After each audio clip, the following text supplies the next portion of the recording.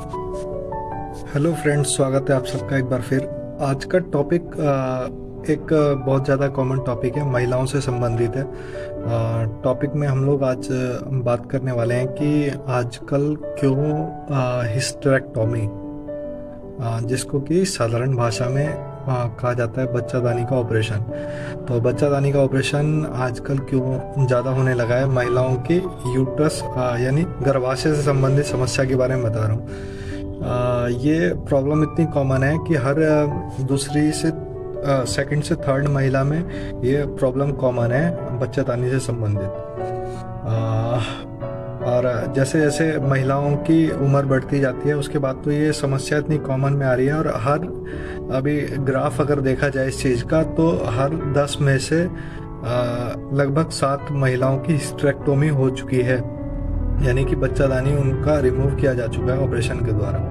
तो इसी विषय में आज मैं डिटेल से समझाऊंगा कि किन कंडीशंस में जो है हिस्टेरेक्टोमी की जाती है और किन समझने का है थोड़ा सा कि और कौन सी कंडीशन में जो है ये दवाई के थ्रू ठीक हो सकता है। तो इस सब विषय में आज पूरी डिटेल में आपको समझाऊंगा कि हिस्टेरेक्टोमी कौन कौन सी कंडीशन में करना चाहिए। थोड़ा देखिए, थोड़ा सी भ्रांतियां हैं, समझने में परेशानी है। तो इस सब को अगर समझा जाए तो डिटेल में इसका समाधान हो सकता है। So sorry for video bombing, बीच बीच में पेशेंट्स को देखना पड़ता है तो इसीलिए थोड़ा सा वो हो गया। तो फिर वापस टॉपिक पे आते हैं। तो शुरू करते हैं। अगर हर चीज़ में हार्मोन का चेंज, जैसे जैसे बॉडी ग्रो करती है तो हार्मोन का चेंज होता है शरीर में। तो हार्मोन का सबसे पहले बात कर लेते हैं यूट्रस के साइज़ के बारे में। तो यूट्रस का जो छोटी बच्चियां होती हैं, टीनेज बच्चियां होती हैं, तो उनमें जो है यूट्रस का साइज 7.5 सेंटीमीटर तक के आसपास का रहता है।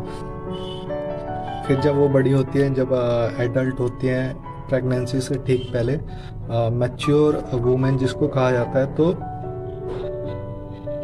यूट्रस का साइज जो है आपको क्या कहते हैं 7.5, सॉरी गलत बोल दिया मैंने। टीनेज जो बच्चियां होती है तो उसमें 6 सेंटीमीटर के आसपास का यूट्रस होता है। और जब एडल्ट हो जाती है महिला प्रेगनेंसी से ठीक पहले तो 7.5 सेंटीमीटर के आसपास का यूट्रस का साइज रहता है।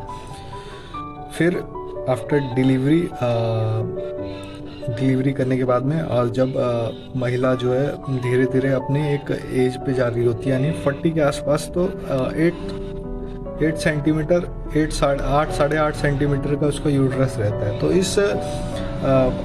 इस पूरे जैसे जैसे उम्र बढ़ती है महिला की तो वैसे वैसे हार्मोन का चेंज हो रहा है। हार्मोन का चेंज होने से क्या, यूट्रस के की पावर, स्ट्रेंथ में भी कमी आती है, धीरे धीरे करके स्ट्रेंथ में कमी आती है और बहुत सारे चेंजेस आते हैं यूट्रस में।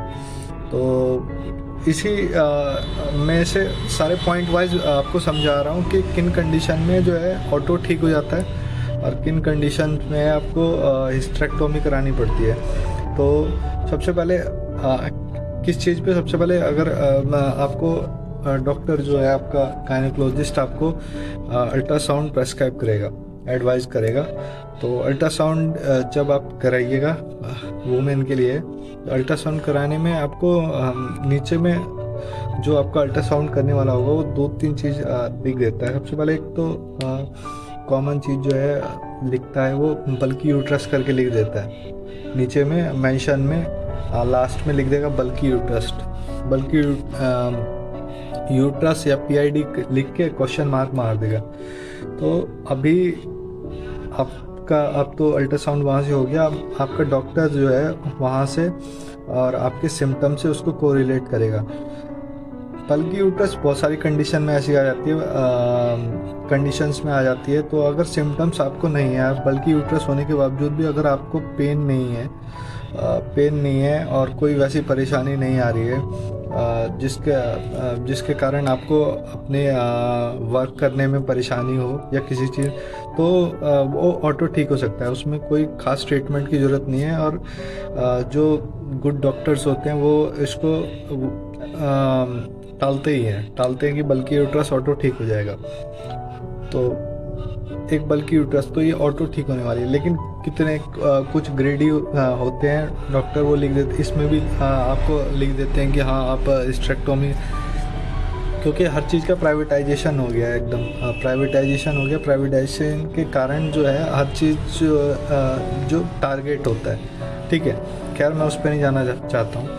तो वापसी आ जाते हैं। तो बल्कि यूट्रस जो है एक ऑटो ठीक होने वाला डिसीज़ है, या अगर नहीं हो रहा है तो सिम्टम्स अगर ठीक नहीं हो पा रहा है ऑटो में, तो फिर कुछ एंटीबायोटिक की थेरेपी चलती है, तो उससे जो है बल्कि यूट्रस दवा पे क्योर हो जाता है। बात करते हैं अब हिस्टेरेक्टोमी, यानी कि बच्चेदानी का ऑपरेशन किन किन कंडीशन में कराना मस्ट होता है और किन किन कंडीशन में कराना ज़रूरी नहीं है, जो आम सी है और जिसके कारण अच्छी लाइफ जिया जा सकता है। तो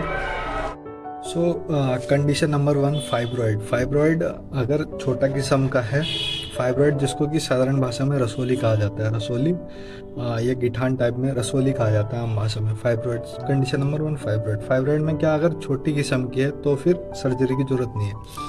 अगर फाइब्रॉइड ज़्यादा बड़ा हो गया है, और क्या कहते हैं उससे बहुत ज़्यादा दिक्कतें होने लगी है, तब उसको रिमूव किया जा सकता है हिस्टेरेक्टोमी से। हालांकि छोटी में कितने केसेस में देखा गया है कि लाइफ लॉन्ग आदमी ने मतलब महिला ने लाइफ गुजार ली है, लेकिन उसको फाइब्रॉइड थे बहुत सारे, लेकिन उसको कोई प्रॉब्लम नहीं हुई लिविंग में। तो अगर बहुत ज़्यादा बड़ा छोटे किस्म के फाइब्रॉइड में मैं आपको समझाना चाहूँगा कि ज़रूरत नहीं है ऑपरेशन की, बच्चेदानी के ऑपरेशन की ज़रूरत नहीं है। अगर फाइब्रॉइड ज़्यादा बड़ा हो जाता है साइज से, तो फिर इसमें ऑपरेशन की ज़रूरत पड़ती है और निकलवाना पड़ता है। दूसरा आपको एंडोमेट्रियोसिस मतलब दूसरे केस जिसमें आपको ज़रूरत पड़ सकती है। एंडोमेट्रियोसिस अंदर की लेयर होती है, यूट्रस के अंदर की लेयर होती है, जो हर महीने जो है मेंस पीरियड्स के टाइम पे यही जो एंडोमेट्रियोसिस की दीवार होती है पीरियड्स के थ्रू निकलती है, मतलब पीरियड में निकल जाती है हर महीने। तो अगर एंडोमेट्रियोसिस जो वॉल है एंडोमेट्रियम अगर ज़्यादा मोटी हो जाती है, ज़्यादा थिक हो जाती है, तो फिर आपको सर्जरी की ज़रूरत पड़ सकती है।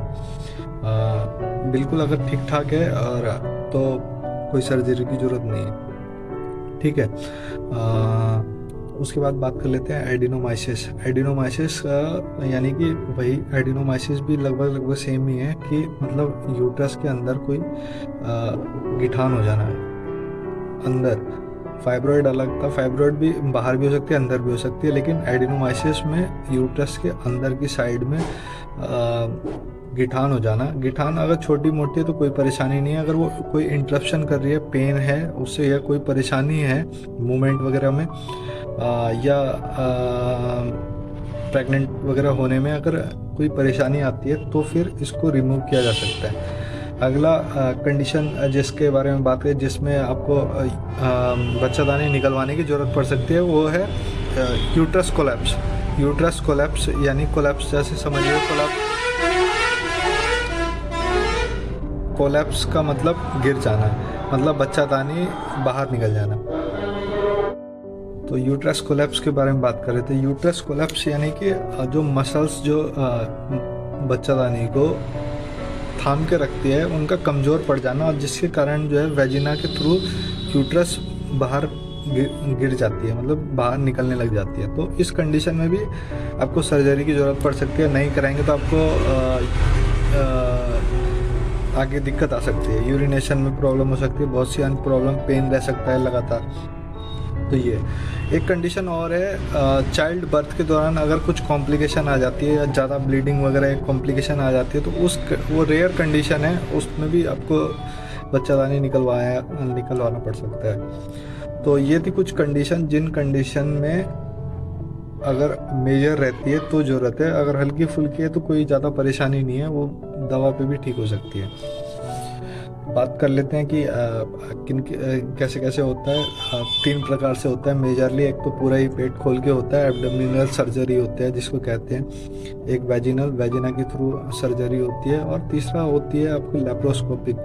सबसे सुरक्षित और अच्छी सर्जरी लेप्रोस्कोपिक कहा जाता है, लेप्रोस्कोपिक सर्जरी कहा जाता है। तो ये 3 प्रकार की सर्जरी से हिस्टेरेक्टोमी होती है।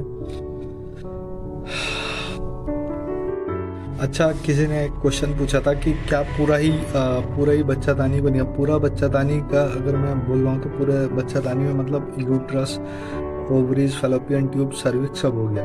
तो अभी तो फिर उनको बताना चाहता हूँ कि कुछ कंडीशंस में जो होती है यूट्रस और प्लस सर्विक्स निकाला जाता है, या कुछ कंडीशन में यूट्रस ही सिर्फ निकाला जाता है, और कुछ मेजर कंडीशन फॉर एग्जांपल अगर कैंसर टाइप में हो गया तो यूट्रस, ओवरीज, फैलोपियन ट्यूब वगैरह सब निकाला जाता है। तो कुछ पॉइंट्स हैं जो ध्यान रखना पड़ता है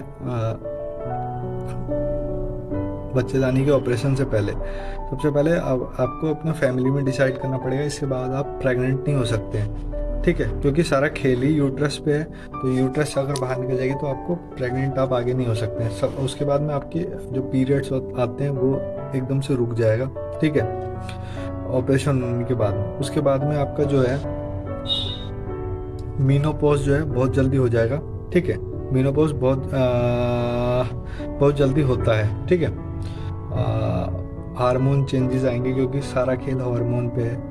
तो इस हिसाब से ऑपरेशन होने के बाद में मेडिसिन और हार्मोन थेरेपी दी जाती है।